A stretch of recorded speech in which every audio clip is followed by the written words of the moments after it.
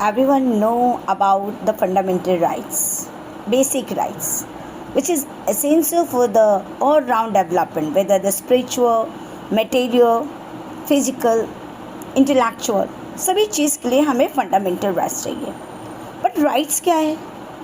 Rights है जो आप जिसे स्टेट ने सैंक्शन किया है, जिसे हमारी सोसाइटी जो होती है वो रिकॉग्निशन करती है. अभी राइट्स भी हमें तीन तरह दे: legal rights, human rights and the natural rights. Fundamental rights जो कि आर्टिकल 12 to 35 है, हम इसके टाइप्स पे आते हैं. Right to equality, article 14 to 18. ये दो तरीके से लेते हैं हम, positive and negative way. Equal treatment to all, demands for equal treatment. जब हम ये करते हैं तो ये पॉजिटिव हो जाता है. एंड नेगेटिव कब होते हैं? When provides unequal treatment. ठीक है, इसमें ये इक्वालिटी बिफोर लॉ जिसको प्रोपोनेट किया था A.V. डायसी ने, जो कि एक ब्रिटिश जर्नलिस्ट थे. इट मीन्स दैट कि whether the rich and the poor, official and non official, all are equal before the law and equal protection of the law. ये अमेरिकन कॉन्स्टिट्यूशन से लिया गया है. And equality before the law British origin से है. ठीक है, लेकिन आर्टिकल 14 में कुछ एक्सेप्शंस भी हैं. गवर्नर, प्रेसिडेंट कभी भी आंसरेबल नहीं हो सकते किसी भी court for his powers.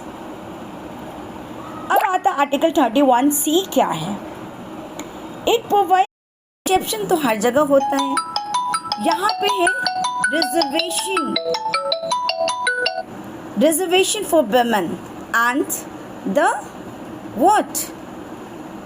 Free education, free and compulsory education for the children, that is the age of 6 to 14 years. ठीक है, अब आते हैं article 16, opportunity, equality of opportunity in job employment. अब यहाँ पे भी एक्सेप्शन देखने को मिलता है. सभी को आप जॉब देने की इक्वालिटी तो है, लेकिन SC/BC कैटेगरी में जो आते हैं, जिसको Indira Sahni case versus union of India में लाया गया था, मंडल केस भी बोलते हैं इसको.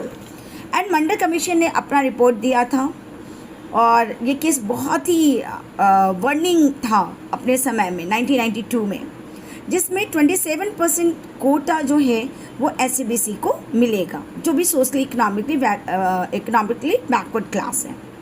ठीक है, अब आर्टिकल 17 जो है एबोलिशन ऑफ अनटचेबिलिटी, ये एबॉलिश करता है, फॉरबिड्स करते हैं practice any form, protection of civil